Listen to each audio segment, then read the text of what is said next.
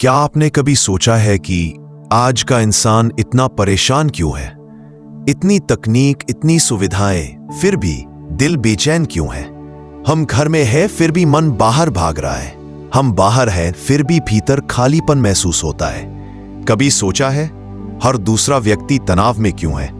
कभी नींद नहीं आती, कभी भूख नहीं लगती, कभी जीने का मन नहीं करता, कभी जिंदगी बहुत भारी लगती है, एक ऐसा बोझ जो दिखता नहीं मगर हर वक्त सीने पर रखा रहता है। आज हम इसी सवाल को गहराई से समझेंगे। तनाव आखिर आता कहां से है और हर इंसान इससे पीड़ित क्यों होता जा रहा है? आज के इंसान के पास सब कुछ है, स्मार्टफोन, सोशल मीडिया, गाड़ी, नौकरी, घर, इंटरनेट, मगर मन में शांति नहीं है। हर सुबह हम नींद से नहीं, अलार्म से जागते हैं और जागते ही सबसे पहले देखते हैं नोटिफिकेशन। फिर शुरू होता है एक अनदेखा रेस। ऑफिस जाना है, ट्रैफिक में फंसना है, प्रोजेक्ट पूरा करना है, मीटिंग अटेंड करनी है। शाम तक शरीर थक जाता है लेकिन मन नहीं रुकता।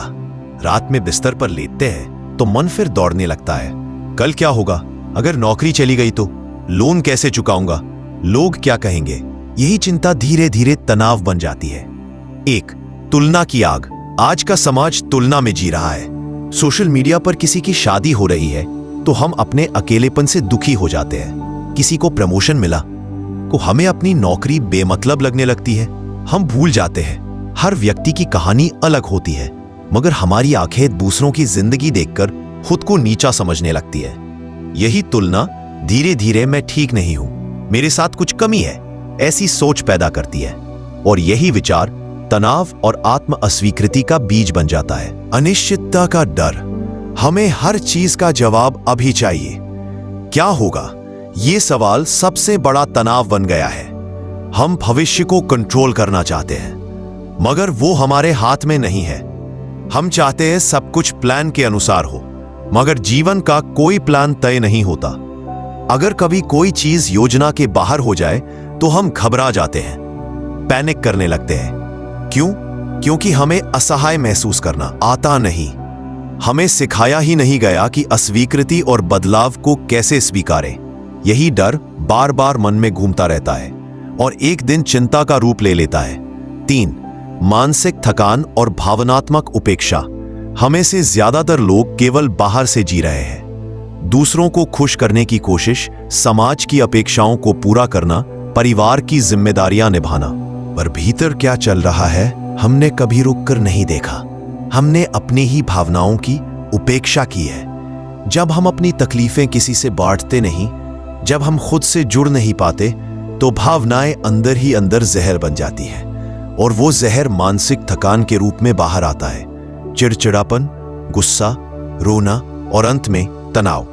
असल में तनाव वहां से आता है जब हम खुद को भूल जाते हैं, जब हम आत्मा नहीं केवल शरीर और पद की पहचान मान बैठते हैं। भगवद गीता यही तो कहती है, तुम शरीर नहीं आत्मा हो। बच्चों से लेकर बुजुर्ग तक हर कोई क्यों जूझ रहा है? बच्चों में तनाव, एग्जाम का डर, सोशल मीडिया प्रेशर। युवाओं में तनाव, करियर की चिंता, रिलेशनशिप का असफल होना, भविष्य की अनिश्चितता। मिडिल एज में तनाव, आर्थिक जिम्मेदारियां, परिवार की अपेक्षाएं, समाज का दबाव। बुजुर्गों में तनाव, अकेलापन, स्वास्थ्य की चिंता, उपेक्षा का दर्द। हर उम्र का इंसान किसी न किसी रूप में इस अदृश्य बीमारी से जूझ रहा है। तो समाधान क्या है? क्या तनाव से मुक्ति संभव है? क्या मानसिक शांति केवल किताबों में ही है या असल जीवन में भी संभव है?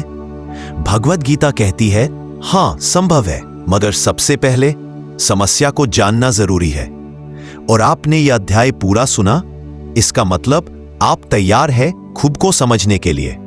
तनाव बाहर की दुनिया से नहीं आता, वो हमारे मन की बनावट से आता है। और जैसे शरीर को स्वस्थ रखने के लिए व्यायाम चाहिए, वैसे ही मन को शांत रखने के लिए ज्ञान, साधना और सच्चा आत्मबोध चाहिए।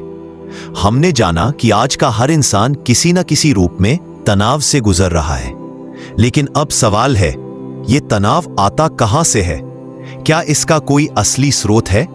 क्या इसका समाधान केवल दवाइयों से हो सकता है या फिर हमें कुछ गहराई में जाकर देखना होगा? भगवद गीता में कहा गया है, उद्धरेद आत्मनात्मानम नात्मानम अवसादयेत आत्मैव है आत्मनो बंधन, आत्मैव रिपुरात्मन। अध्याय 6 श्लोक 5। इसका अर्थ है मनुष्य को चाहिए कि वह अपने मन से स्वयं का उद्धार करे, न कि अपने मन को गिराए। मन ही मनुष्य का मित्र है और मन ही उसका शत्रु। तो सबसे पहले हमें समझना होगा मन क्या है। मन कोई मांसपेशी नहीं है, मन कोई हड्डी या खून का हिस्सा नहीं है। मन एक अदृश्य शक्ति है जो विचारों, भावनाओं और कल्पनाओं से बना है। हमारा मन हर समय सक्रिय रहता है। जब हम सो रहे होते हैं तब भी वह सपने दिखा रहा होता है। जब हम खाना खा रहे होते हैं तब भी वह सोच रहा होता है कल क्या होगा, क्या पहनना है, किससे बात करनी है।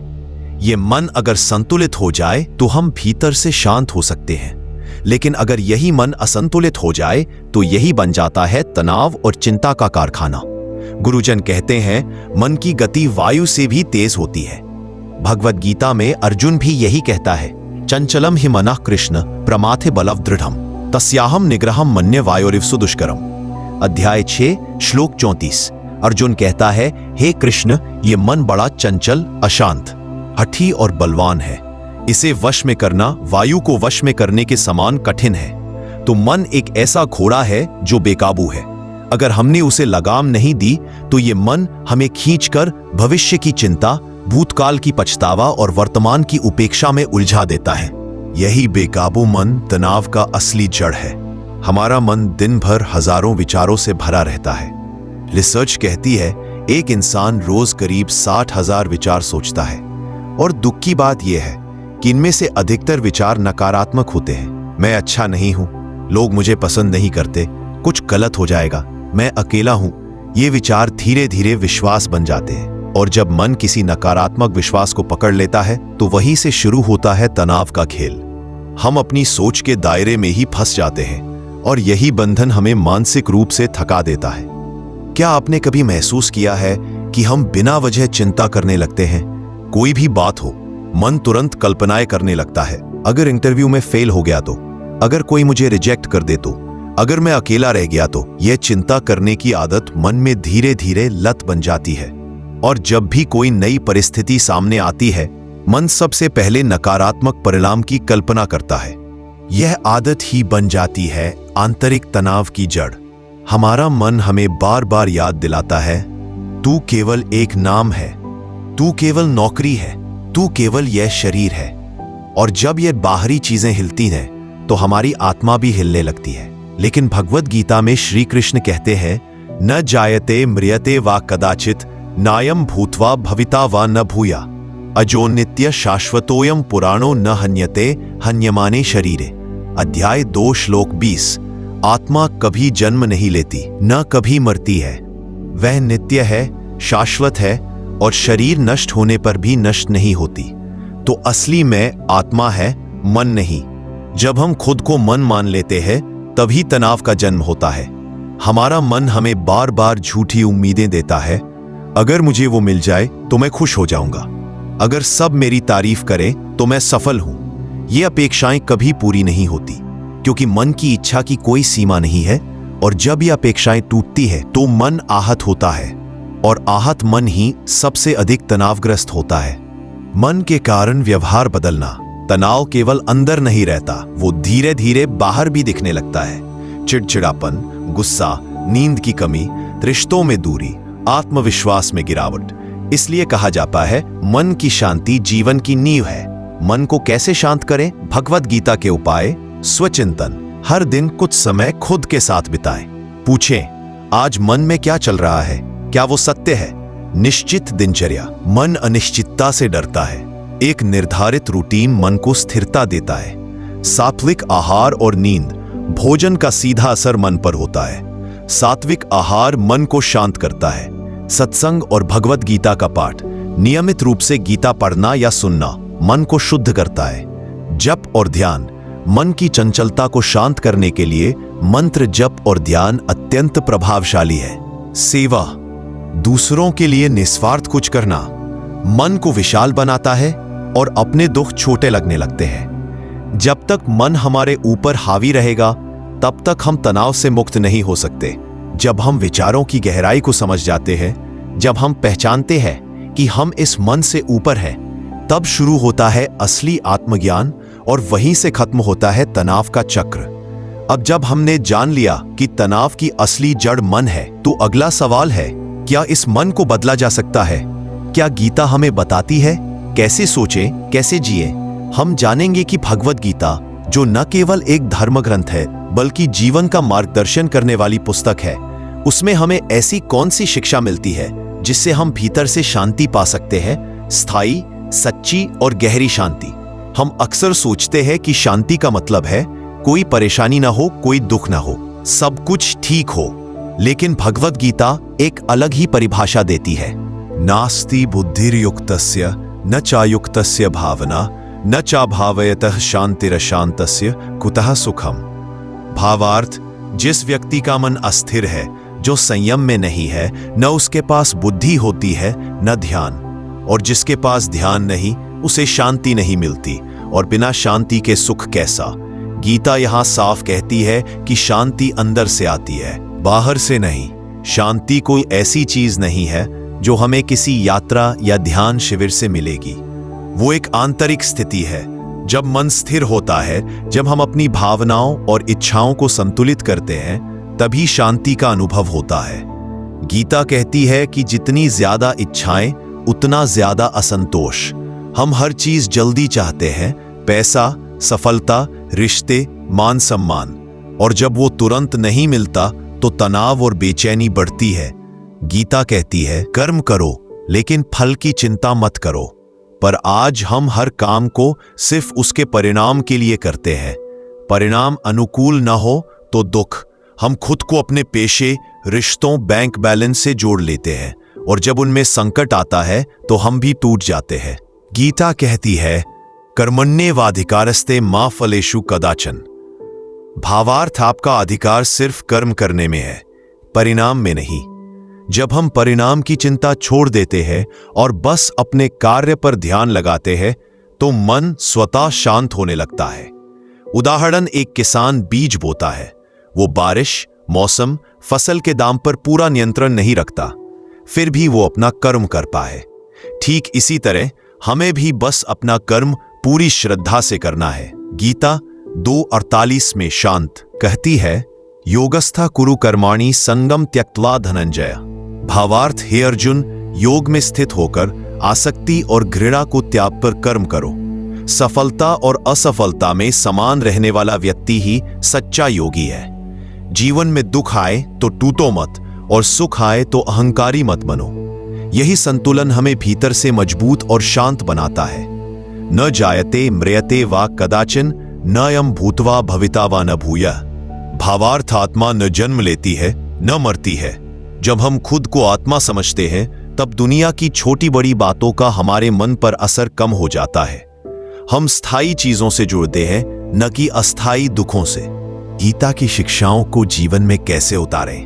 रोज सुबह 10 मिनट ध्यान, सांस पर ध्यान दें, विचारों को न पकड़ें, मन को स्थिर करना शुरू करें। हर दिन एक गीता श्लोक पढ़ें और उस पर विचार करें। यह धीरे धीरे सोचने का तरीका बदल देगा। अपने कर्म पर फोकस करें, परिणाम की चिंता से मुक्त हो जाएं। ऑफिस में, रिश्तों में, हर जगह बस अपना श्रेष्ठ देना शुरू करें। आभार जताने की आदत डालें, जो है उसमें संतोष पाएं। संगति सुधारें, अच्छे विचारों वाले लोगों के साथ समय बिताएं। दोस्तों, आज हम जिस दुनिया में जी रहे हैं, वहां तनाव, बेचैनी, चिंता आम हो चुकी है। लेकिन भगवद गीता आज भी उतनी ही प्रासंगिक है जितनी 5000 साल पहले थी। गीता की शिक्षा हमें बताती है कि शांति कोई बाहरी चीज नहीं, बल्कि मन की एक अवस्था है। जब हम अपेक्षाओं, इच्छाओं और अहंकार से ऊपर उठते हैं, तभी सच्चे सुख की शुरुआत होती है। निष्काम कर्म, समत्व और आत्मा की पहचान, यही 3 स्तंभ हैं आंतरिक शांति के। अब तक हमने समझा कि तनाव और चिंता के पीछे हमारे मन की स्थिति जिम्मेदार होती है, और भगवद गीता में दिए गए उपदेश कैसे हमें शांति की ओर ले जा सकते हैं। लेकिन ज्ञान तब तक अधूरा है जब तक वह जीवन में लागू न किया जाए। अब हम बात करेंगे गीता के सिद्धांतों को अपने दैनिक जीवन में कैसे उतारें। एक ठोस एक्शन प्लान जिसे हर कोई आसानी से अपनाकर जीवन में शांति, स्थिरता और ऊर्जा प्राप्त कर सके। गीता कहती है, उद्धरेद आत्मानात्मानम नात्मानम अवसादयेत आत्मैव आत्मनो बंधुरात्मैव रिपुरात्मन। भावार्थ, मनुष्य स्वयं अपना मित्र है और स्वयं ही अपना शत्रु भी। इस श्लोक से हमें एक गहरा संदेश मिलता है। हमारा पहला काम है अपने भीतर झांकना। तनाव की असली जड़ें बाहर नहीं, भीतर होती हैं। तो पहला कदम है आत्मनिरीक्षण। कैसे करें आत्मनिरीक्षण? हर रात सोने से पहले दिन भर की घटनाओं को शांति से याद करें। सोचिए, किन बातों ने आपको परेशान किया? क्या वो घटनाएं वाकई इतनी बड़ी थीं? क्या आपकी प्रतिक्रिया जरूरत से ज्यादा तीव्र थी? एक डायरी रखें और हर दिन लिखें, आज मैंने खुद को कहां पर गलत तरीके से तनाव दिया। यह अभ्यास धीरे धीरे आपके भीतर स्पष्टता लाएगा। जब तक आप खुद को नहीं समझेंगे, तब तक कोई समाधान नहीं मिलेगा। भगवद गीता का सबसे बड़ा उपदेश है, कर्म करो, फल की चिंता मत करो। कर्मण्येवाधिकारस्ते मा फलेषु कदाचन। इसका मतलब है हमें अपने कर्तव्य का पालन करना है, बिना इस चिंता के कि उसका फल क्या होगा। तनाव तब आता है जब हम भविष्य की चिंता करने लगते हैं। लेकिन अगर हम सिर्फ कार्य पर ध्यान दें, परिणाम की चिंता छोड़े, तो हमारा मन हल्का हो जाएगा। जब हम निष्काम कर्म करते हैं तो हम वर्तमान में रहते हैं, और वर्तमान में रहना ही शांति की पहली सीढ़ी है।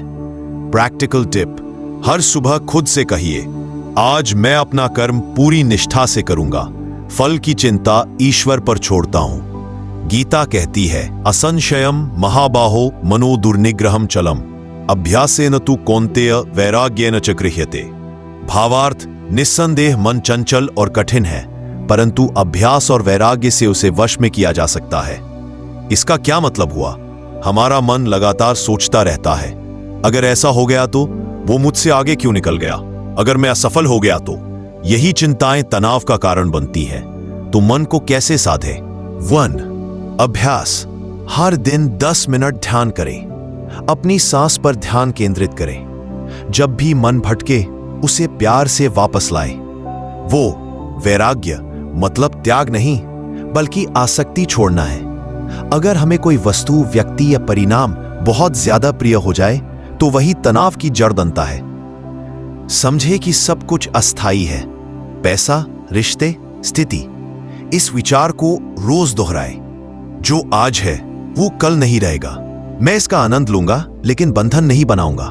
गीता कहती है, युक्ताहार विहारस्य युक्त चेष्टस्य कर्मसु युक्त स्वप्नावबोधस्य योगो भवति दुःखः।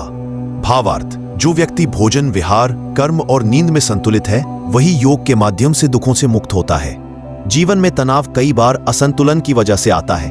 कैसे? नींद पूरी नहीं ली, खान पान बिगड़ा हुआ है, काम के अलावा जीवन में कोई खुशी नहीं है। समाधान क्या है? रोज 7-8 घंटे की नींद, हल्का सात्विक भोजन, हफ्ते में एक दिन खुद को आराम देने वाला दिन, संगीत, प्रकृति की सैर, परिवार के साथ समय। इस संतुलन के बिना मानसिक शांति असंभव है। गीता हमें यही सिखाती है, हर क्षेत्र में संयम रखो। दोस्तों, जब हम भगवद गीता के सिद्धांतों को अपने जीवन में अपनाते हैं, तो धीरे धीरे एक आंतरिक परिवर्तन शुरू होता है। ये परिवर्तन न तो बाहर दिखता है, न ही किसी आवाज के साथ आता है, लेकिन इसका असर गहरा और स्थायी होता है। ये अध्याय इसी परिवर्तन की कहानी है, उस चुपचाप होने वाली क्रांति की जो हमें तनाव, चिंता और असमंजस से मुक्ति दिलाती है और एक शांत, संतुलित और उद्देश्यपूर्ण जीवन की ओर ले जाती है। जिस तरह किसी विशाल वृक्ष का आरंभ एक छोटे से बीज से होता है, ठीक उसी तरह हमारे भीतर का परिवर्तन भी छोटे छोटे विचारों से शुरू होता है। गीता कहती है, उद्धरेदात्मनात्मानम नात्मानम अवसादयेत, अर्थात मनुष्य को स्वयं अपने द्वारा ही ऊपर उठना चाहिए, अपने को कभी नीचे नहीं गिराना चाहिए। हमारा सबसे बड़ा मित्र हमारा मन है और सबसे बड़ा शत्रु भी वही। तो परिवर्तन बाहर नहीं, अंदर से होता है। कोई बाहरी साधन, व्यक्ति या परिस्थिति हमें तब तक नहीं बदल सकती जब तक हम स्वयं नहीं चाहते। गीता हमें साक्षी भाव सिखाती है, यानी जीवन की घटनाओं को एक तटस्थ दृष्टा बनकर देखना। जब हम किसी कठिन परिस्थिति का शिकार होते हैं, तो हमारी पहली प्रतिक्रिया होती है डरना, घबराना या गुस्सा होना। लेकिन गीता कहती है, सुख दुखे समय कृत्वा लाभा लाभौ जया जयो। सुख दुख, हानि लाभ, विजय पराजय सबको समान दृष्टि से देखो। यह दृष्टिकोण हमें भीतर से शांत करता है। जब हम साक्षी बनकर अपने जीवन को देखते हैं, तो हम उसमें उलझते नहीं, उसे समझते हैं। यही समझ धीरे धीरे हमें मुक्त करती है। गीता कहती है कि हम शरीर नहीं है, हम आत्मा है। शरीर दुखी हो सकता है लेकिन आत्मा नहीं। मन चिंतित हो सकता है लेकिन आत्मा स्थिर रहती है। जब हम यह समझ जाते हैं कि मैं यह शरीर नहीं, मैं अमर आत्मा हूं, तब भीतर एक साहस जागता है। फिर जीवन की मुश्किलें उतनी बड़ी नहीं लगती। हम जान जाते हैं कि हर परिस्थिति अस्थायी है लेकिन हमारी आत्मा अडिग है। आत्मिक परिवर्तन के लिए जरूरी है अभ्यास, और अभ्यास का सबसे सशक्त तरीका है ध्यान। ध्यान का मतलब है मन को अपने नियंत्रण में लाना, भीतर के सन्नाटे को सुनना। गीता कहती है, योगस्थ कुरु कर्माणि, योग में स्थित होकर कर्म करो। यानी पहले अपने मन को स्थिर करो, फिर कर्म करो। हर दिन 10-15 मिनट ध्यान करना, गीता के श्लोकों का चिंतन करना, सकारात्मक विचारों को दोहराना, यह सब हमें भीतर से सशक्त करता है। अगर आपने गीता की शिक्षाओं को सीखा है, समझा है और अब जीवन में अपनाना शुरू किया है, तो आप पहले जैसे नहीं रहेंगे। आप अपने व्यवहार में, बोलचाल में, रिश्तों में, निर्णयों में, हर जगह बदलाव महसूस करेंगे। आप में धैर्य आएगा, संतुलन आएगा, प्रतिक्रिया की जगह समझदारी आएगी। यही है असली परिवर्तन, और यह परिवर्तन धीरे धीरे आपके आसपास की दुनिया को भी बदलने लगेगा। कई लोग सोचते हैं समाज कैसे बदलेगा, लेकिन बदलाव का सबसे पहला बीज खुद में बोना होता है। जब एक व्यक्ति भीतर से बदलता है तो उसका असर उसके परिवार पर होता है। परिवार से मोहल्ला बदलता है, मोहल्ले से समाज, और समाज से देश। भगवद गीता हमें न केवल स्वयं के उद्धार की राह दिखाती है, बल्कि एक बेहतर समाज की नींव रखने का साहस भी देती है। हर बार जब आप असहाय महसूस करें, जब आपको लगे कि रास्ता नहीं दिख रहा, गीता को पढ़िए, उसका एक श्लोक याद करिए। गीता कोई धार्मिक किताब नहीं, ये जीवन जीने की कला है। ये हमें बताती है कि युद्ध जीवन का हिस्सा है, और अर्जुन की तरह हमें भी कभी कभी भ्रम होता है, डर लगता है। लेकिन जिस तरह कृष्ण ने अर्जुन को संभाला, उसी तरह गीता हमें भी संभालती है। इस परिवर्तन यात्रा में खुद से सवाल पूछते रहना जरूरी है। क्या मैं पहले से थोड़ा शांत हूं? क्या मैं प्रतिक्रिया की जगह प्रतिक्रिया को समझ रहा हूं? क्या मुझे अब उतनी चिंता नहीं होती जितनी पहले होती थी? अगर उत्तर हाँ है, तो आप सही मार्ग पर है। अंततः तनाव से मुक्ति कोई बाहरी इलाज नहीं है, यह एक भीतरी क्रांति है, और इस क्रांति का पथ दर्शक है श्रीमद् भगवद गीता।